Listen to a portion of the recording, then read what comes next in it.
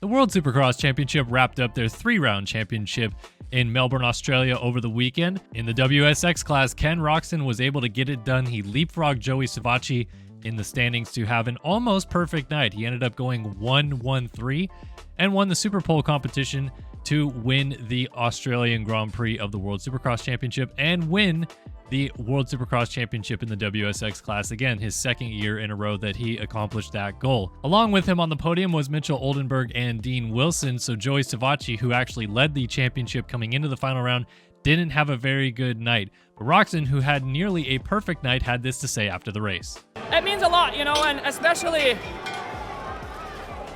we've had to face some adversity. I had some bike issues today that we fought through, and when the gate drops, the BS stops. So we did exactly what we had to do. We were really aggressive in all the mains. In the last one, honestly, like the first turn was just, it's carnage like always, and I just stayed out of it and really hit the brakes, and I was really far back, and then later on I ran out of tear-offs and I just couldn't get by Dino, but obviously a third place was plenty enough to wrap up the title.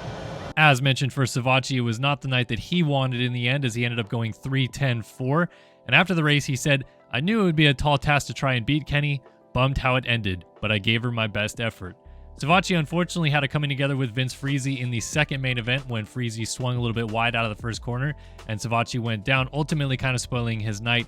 He knew it was going to be a tall task to beat Ken Roczen, and Roczen prevailed in the end, winning it and winning the crown again. The SX2 class was a little bit more of a foregone conclusion coming into Melbourne, as Max Anstie held a sizable advantage in the championship, and he as well had a perfect night alongside Ken Roczen winning in the WSX class. Anstie swept the SX2 class and also won his heat race to have a perfect night of racing, and actually backed up his SX2 championship that he won in the Australian Supercross Championship just the night before on the very same racetrack.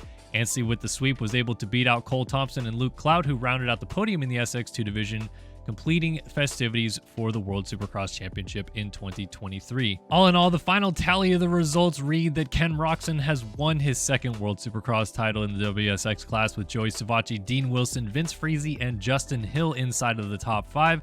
Pretty good run for a lot of riders in this mix, as well as these guys getting an opportunity to continue testing their Supercross skills as they build for 2024. The SX2 standings show a bit of a runaway there, with Max Anstie winning over Shane McElrath, who did not defend his title this year with the #1 machine. Luke Clout, Maxime Dupre, and Cullen Park rounded out the top 5 in the SX2 standings to complete this 3-round championship for the World Supercross Championship in 2023. That's all for this edition of RacerX Rapid News presented by Fly Racing.